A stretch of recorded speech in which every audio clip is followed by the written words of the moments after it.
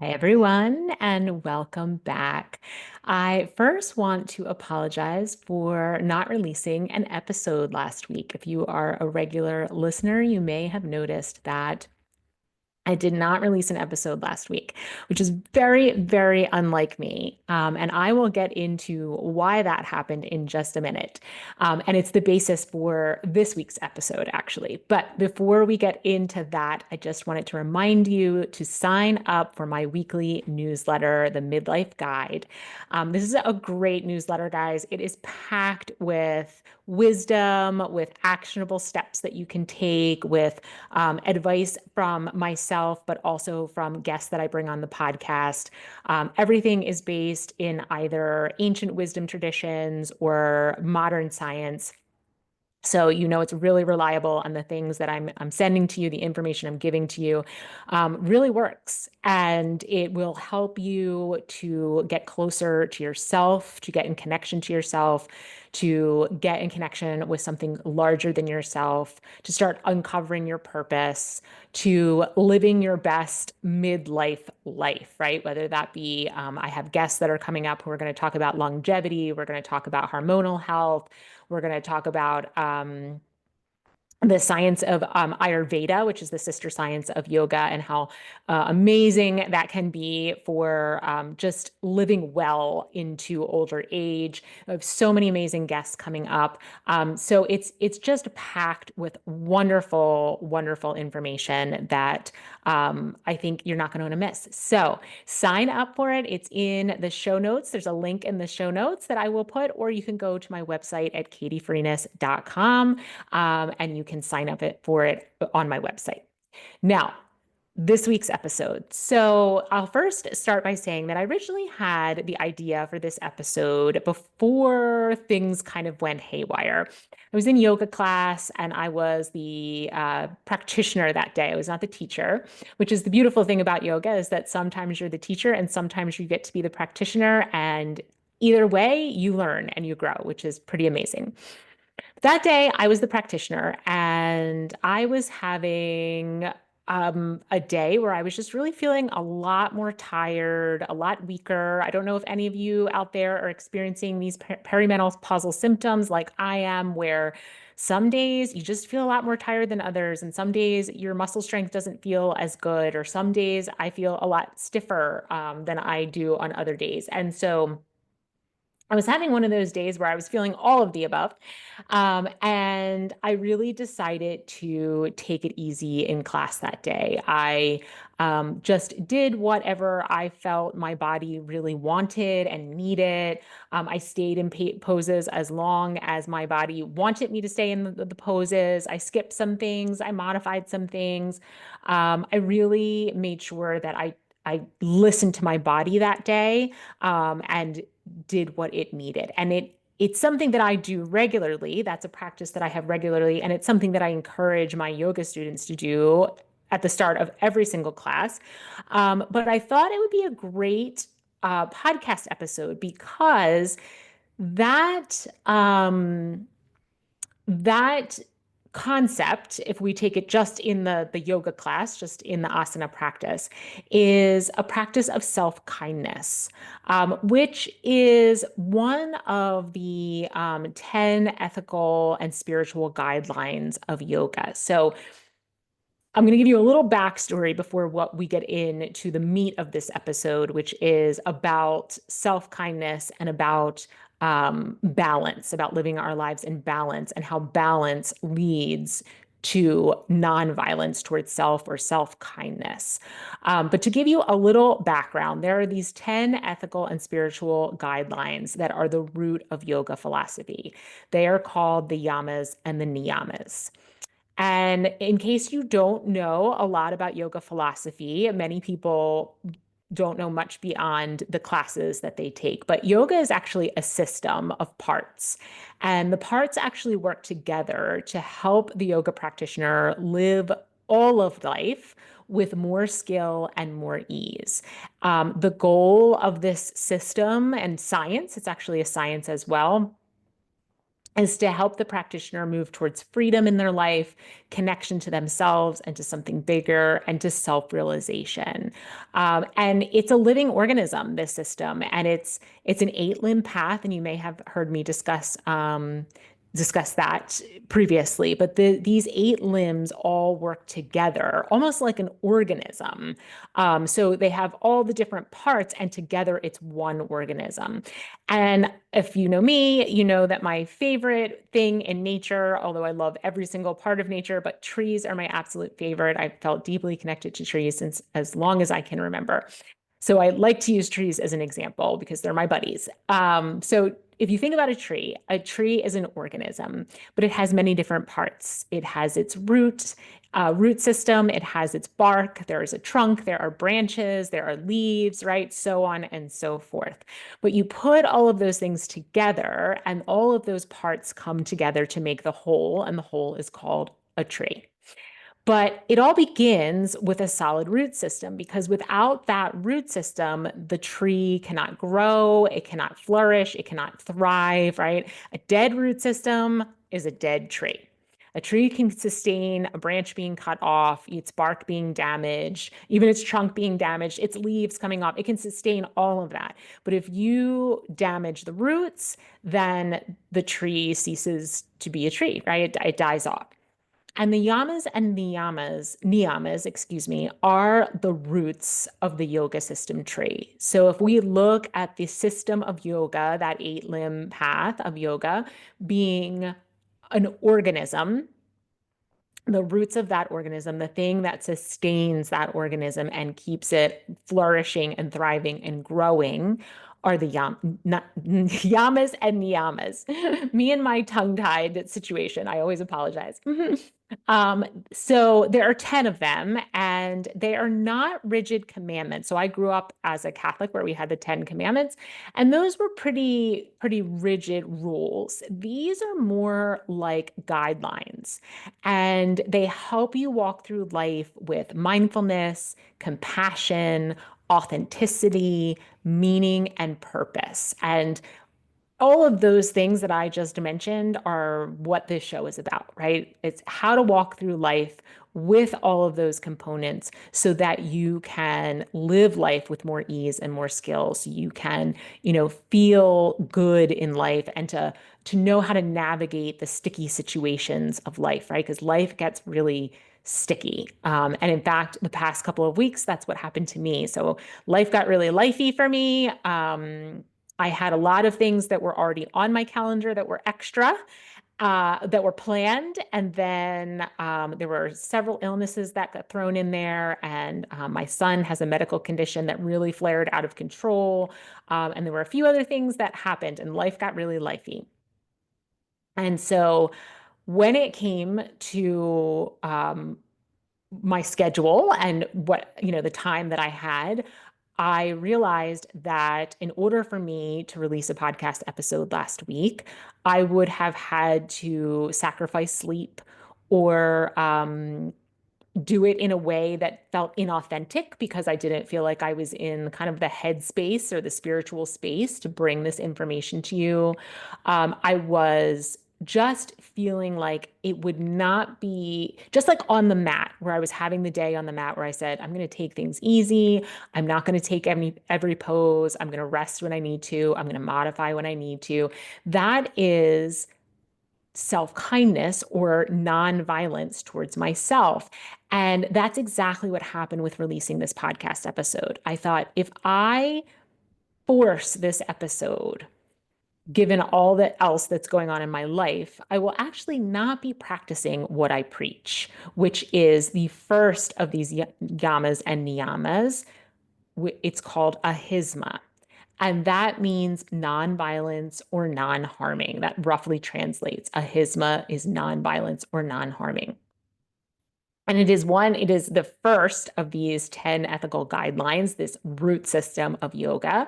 And I felt that it was more important for me to honor myself and to honor these guidelines than it was to get an episode out. But then that made me think, well, we should be talking about this, right? We should be talking about this on the show. This nonviolence means that we are nonviolent in our thoughts, our words, and our actions. So those three components of nonviolence: thoughts, words, and actions. So if you take it back to the yoga mat situation, I was nonviolent in my actions by choosing to modify, by choosing to rest, by choosing to skip a pose, right? And I was nonviolent in my thoughts because I wasn't internally chastising myself for that. I was noticing, oh, hey, today's a day I don't feel as great as some other days. I feel stiffer, I feel more tired, I feel weaker. I wonder what's going on. Am I getting sick? Did I not sleep well last night? Is it just too much stress in my life? Getting curious instead of getting judgmental. But then listening to my body and really not pushing my body beyond what it was asking to be pushed.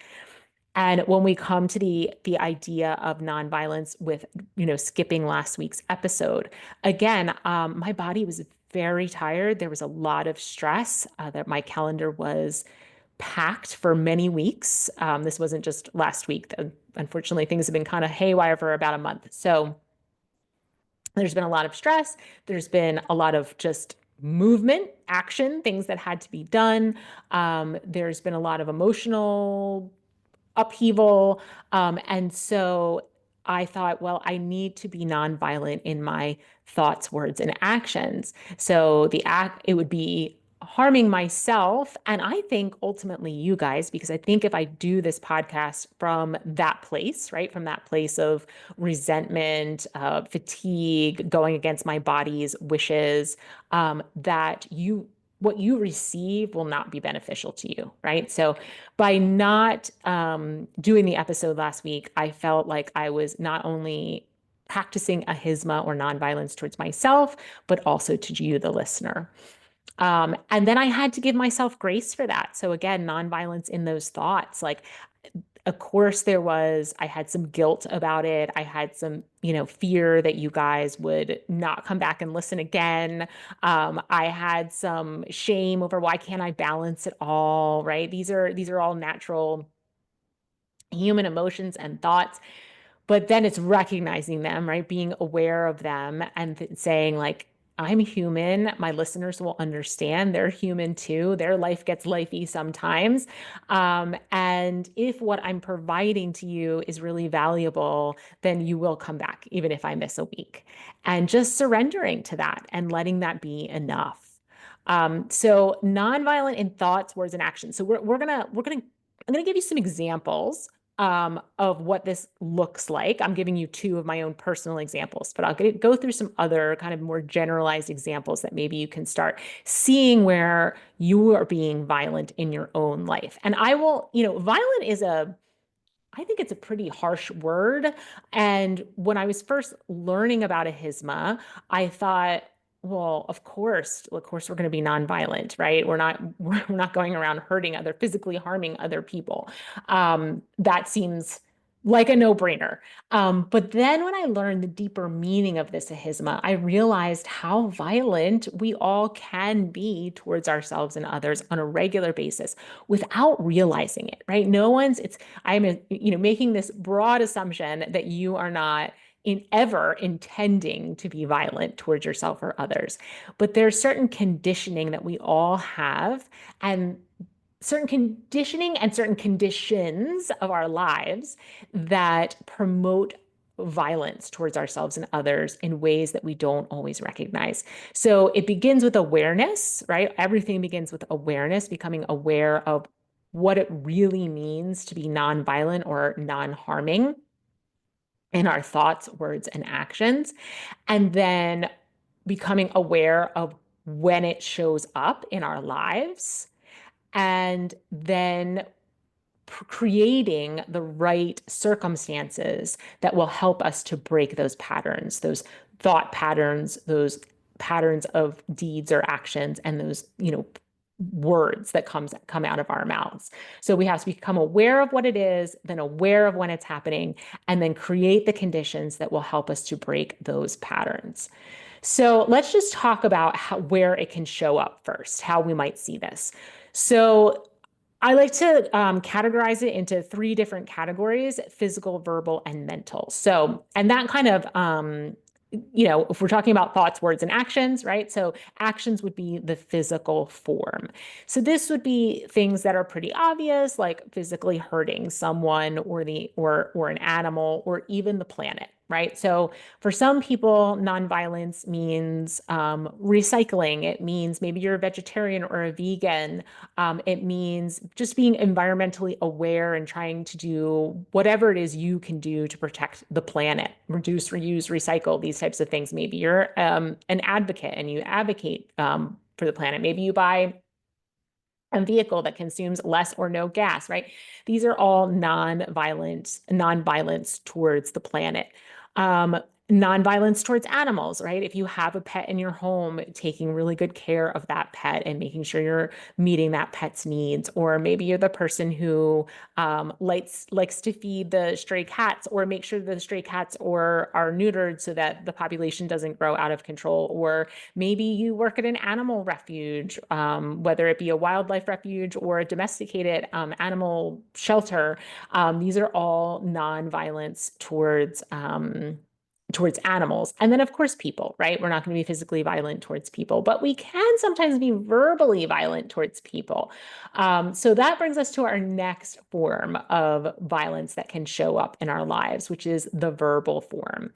So this can show up in things like gossip, right? Gossiping about other people, sarcasm. Now, I'm a very sarcastic person, so I actually happen to really love sarcasm, but in a funny way, right? Not in a hurtful way. So we can use sarcasm, and it can be a tool for, the way that we approach the world to maybe bring more lightness to the world. But then there's hurtful sarcasm, right? So we want to avoid sarcasm that's hurtful. We want to avoid criticism without any point behind it, right? So sometimes criticism is necessary because we're helping someone to see and grow and evolve, right? That would be more like, I guess, feedback, right? That wouldn't be termed criticism. But what I'm talking about is just negative statements towards someone for no other reason than making the negative statement. It's not about helping that person in any way. Passive aggressive, being passive aggressive, right? Instead of, if something angers or upsets you, instead of explaining that and explaining why and advocating for your needs, just kind of being mean and angry and not advocating for yourself. This can show up in being really impatient. It can show up in all kinds of ways, aggressiveness. So just be aware, start becoming aware of those verbal forms and how it might be showing up for you. And then the last form is mental. Mental form. So we don't think about violence in our thoughts, right? I never did. Or maybe you're far more advanced than me before I became a yoga practitioner, but I never thought about my thoughts being violent. But our thought forms are probably the most important of these three areas of the physical, verbal, and mental. Our thoughts, our mental forms are probably the most important area where we need to pay attention to when violence is showing up. Because everything in our life stems from our inner world. Our inner world, our thoughts, create our feelings, which then create our actions, whether they be what we're saying or what we're doing. And so I see these mental forms as being really the basis from which all other things spring from. And so really need to pay attention to what's happening in our minds. So what does this look like?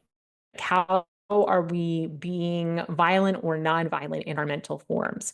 Well, forms of violence would be things like judging ourselves and others. And how often do we do that, right? I think that's a pretty common amongst most humans, is that we find ourselves judging ourselves or judging someone else.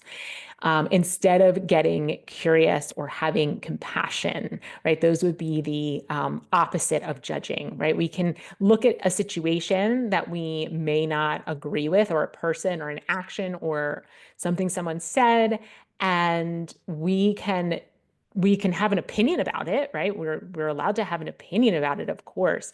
But instead of judging it, can we get curious? Can we ask questions? Can we accept, right? Can we have compassion that maybe somebody's having a bad day, or maybe there's something that has gone on in their life that's really challenging and it is making them act out? Can we, have a conversation with them about whatever it is? These are the differences between judging, which I would consider to be harming, and non-judging, which would be ahimsa, non-harming. Holding on to resentments is another mental form of harming, right? When we carry resentments with us over things that have happened to us, either just happened to us or that people did to us, that we see that as, this is something someone did to me and I feel very angry and resentful about that. Holding on to that is a form of self-violence, and it is very, very unhealthy for your mind, unhealthy for your body, and unhealthy for your spirit, your soul. And so practicing nonviolence would be working on finding a way to release those resentments. And that's not something that can happen overnight. It's a process, but becoming aware that you're holding the resentment and making the choice that you want to release it because you want to be kind to yourself and you want to have compassion towards yourself. You want to practice ahimsa, or nonviolence or non-harming towards yourself. Making negative assumptions is another broad category of mental forms where we are not practicing ahimsa. So just, looking at someone and assuming something bad about them. And I see this a lot working as a nurse, actually, because we have a lot of patients come in a lot of different circumstances. And often those circumstances are very different from our own lived experiences. And so I see people automatically making assumptions about the patient and about the patient's support system based on the very little bit of information we have about them when they come in to see us. And it's something that healthcare workers in general need to be constantly aware of and check themselves on. And it's not easy, right? It's not easy, but it is a form of violence. And it's a form of violence towards, once again, towards ourselves and towards others. Because towards others seems pretty obvious, right? If we're making assumptions about their lives, we really don't know anything about them. And then maybe we're treating them, we're, interacting with them based on those assumptions, right? But it's also a form of violence towards ourselves because when we make assumptions about people, good or bad, we are not giving ourselves the opportunity to truly know the other person and connect with them on a deeper level, which is violence towards ourselves. So what we want to work towards is releasing the judgments, releasing the resentments and the negative assumptions, and instead cultivating ahimsa in our thoughts, which would be compassion, forgiveness, and understanding. But how do we do this? How do we start changing these patterns? Patterns that we have likely held for a lifetime and that are built into the culture of our society in a lot of ways.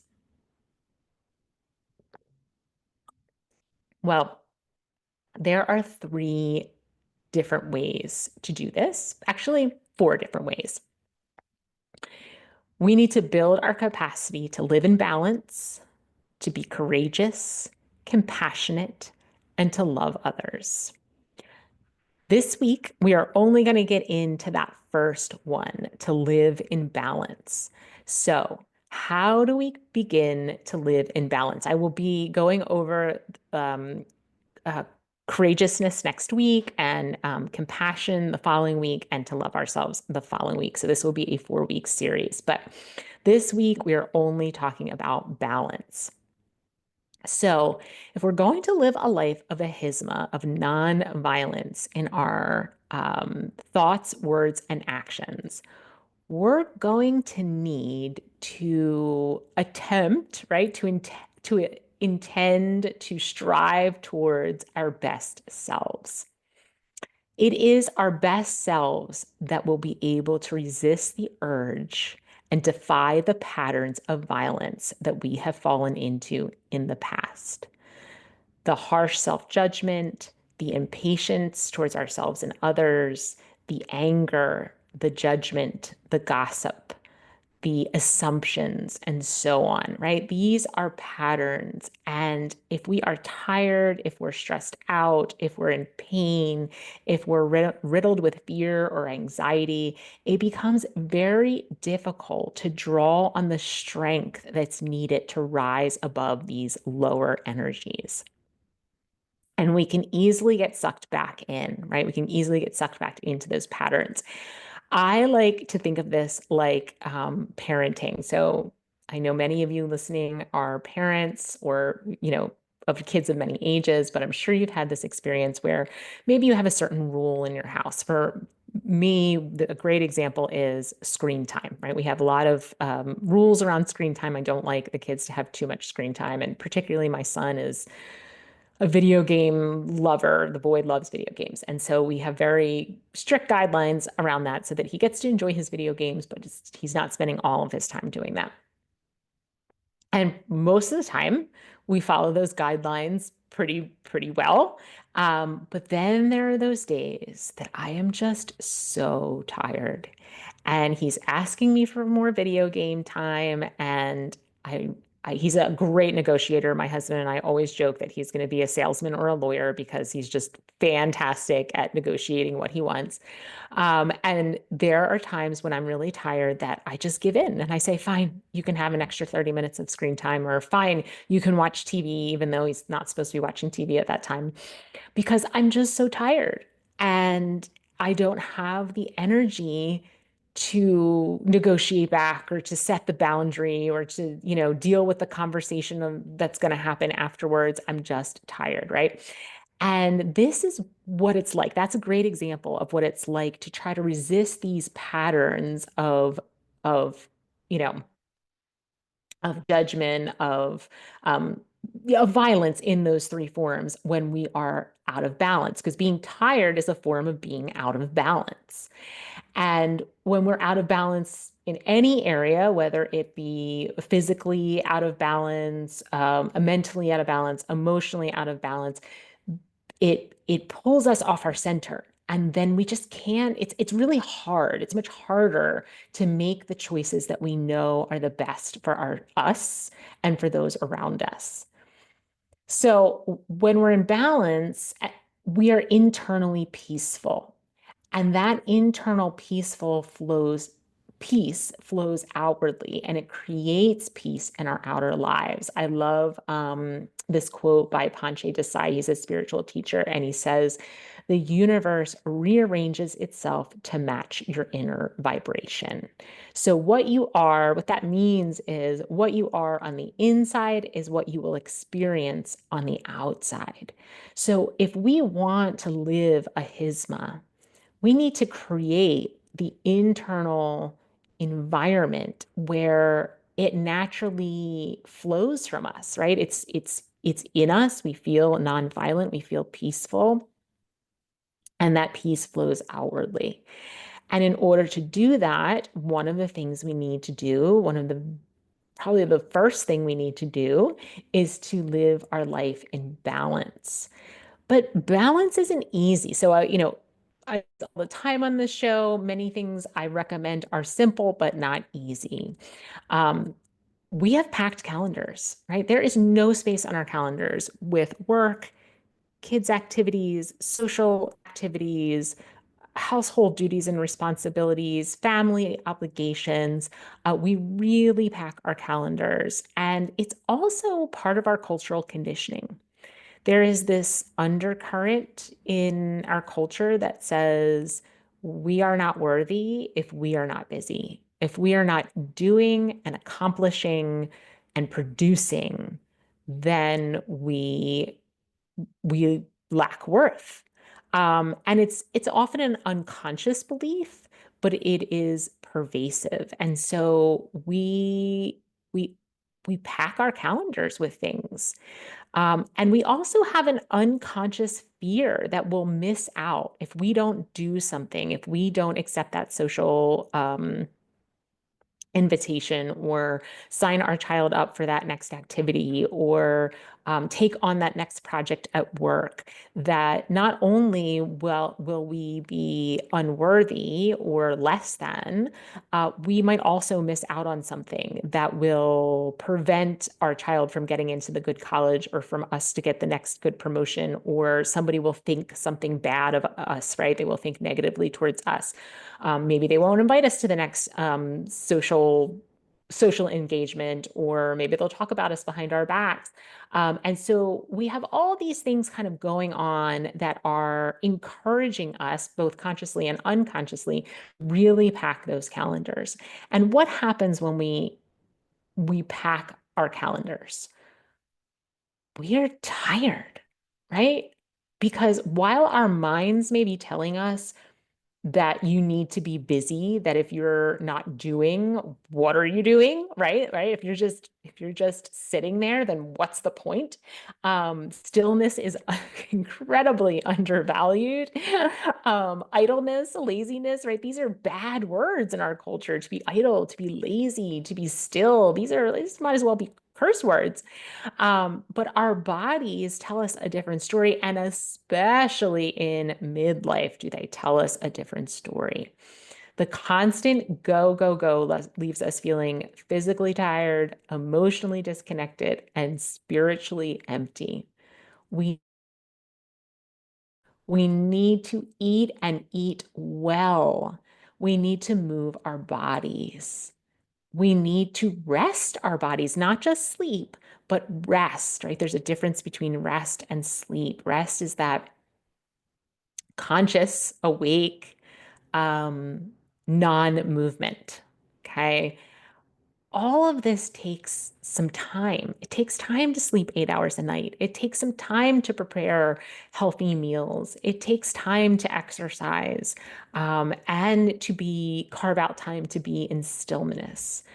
But without these things, we are prone to physical, mental, and emotional disease. And I'm sure you've heard that the word disease breaks down into dis-ease, right? Disease, dis-ease, to not be at ease, to not be internally peaceful. And what we are on the inside creates our lives on the outside. So if we're feeling dis-ease on the inside, we will create a life of dis-ease on the outside. What does this look like? It could look like actual illness, which does sometimes happen when we overextend ourselves for a long enough period of time. But in smaller ways, it can show up in things like being short, being impatient with your kids or your partner or coworkers. It can show up in harshly criticizing and judging yourself or others. It can show up in being just feeling restless, anxious, angry. It really can show up in burnout, right? This is a huge source of burnout, of feeling overwhelmed, getting to a point where you just feel um resigned, right? Like this is it, this is life, I can't do anything about it, like it's going to be like this till I die. um it really can show up in so many mental, physical, and emotional ways, disconnected. The list goes on. So how do we do this? How do we create some space in our calendars? We're desperate. We really are, as a society, desperate for that space and that time. space to rest, to go inward and get connected to ourselves, to process and digest the experiences of life. We need space to be imaginative, creative, and intuitive. So, how do you do that, right? How do we return to this state of balance through space? Well, I would invite you to ask yourselves some questions this week about how you can do this and what it looks like for you, because there is no prescription. I'm not going to sit here and tell you, check 5 things off of your calendar or delegate 6 things to 2 people, or you need to exercise and you need to exercise every single day and you should get up at 6 in the morning to do that before you go to work. I don't believe in that. I don't think that one size fits all. I don't think that every person benefits from the same things.